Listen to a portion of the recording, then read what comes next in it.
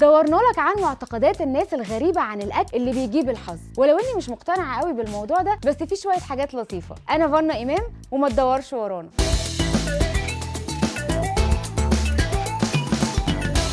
اشهر التقاليد في امريكا ان هم بيحبوا ياكلوا لوبيا ليله راس السنه، وبيقولوا ان اللوبيا بتجيب الحظ، وشايفين ان اللوبيا فيها قوه روحانيه واسطوريه في ان هي تجلب الحظ. وبيقول لك ان انت لازم تاكل 365 حبه لوبيا علشان تضمن الحظ السعيد في كل ايام السنه الجديده. اقعد عد بقى.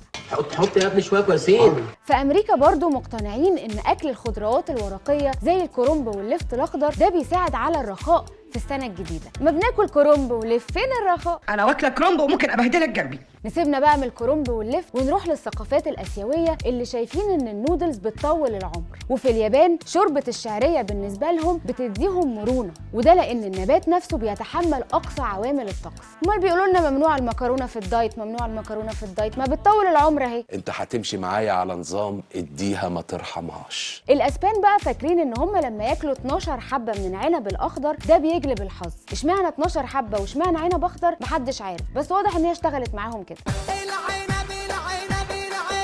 كمان البرتقال واليوستفندي بيعتبروا من الفاكهه اللي بتجلب الحظ في بعض دول اسيا، وده لان البرتقال واليوستفندي لونهم مشرق كده وجميل، وكمان كلمه يوستفندي قريبه جدا من كلمه ذهب في اللغه الصينيه، علشان كده الناس متخيلين ان هو بيجيب الثروه. احنا عندنا البرتقال واليوستفندي ده اول ما يجيلك برد. بيسوى باكل، والله باكل يا عم، تفكرني مكسوف. بعض الناس كمان فاكره ان اكل السمك ليله راس السنه ده بيجيب الحظ. ليه بقى؟ لثلاث اسباب مش مقتنعه بولا واحد فيهم. اول واحد ان قشر السمك على شكل كوينز او عملات معدنيه. تاني سبب لان السمك بيتحرك في مجموعات وده دليل على الوفره والبركه. ثالث سبب بيقولك ان عشان السمك بيعوم لقدام وده دليل على التقدم والوفره. والله بيعوم لقدام. انت شفت الطعم اللي بنصطاد بيه؟ هتصطاد بالجمبري والسنبيت.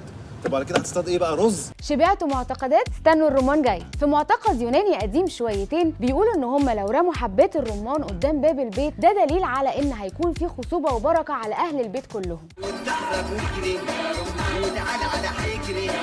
اخر معتقدات بقى وده في حب شوربه العدس في ليالي الشتاء. الرومان والطلاينه بيحبوا يجمعوا كيس كبير من البقوليات وخصوصا العدس الاصفر في اعتقادهم ان العدس ده هيتحول لكوينز بعد كده. انت عارف انت حطيت ايه في العدس بدل الملح؟ ايه؟ تراب. يا ريت انت حطيت شابه. لموا انتوا الكوينز وسيبوا لنا شوربه العدس نتدفى بيها.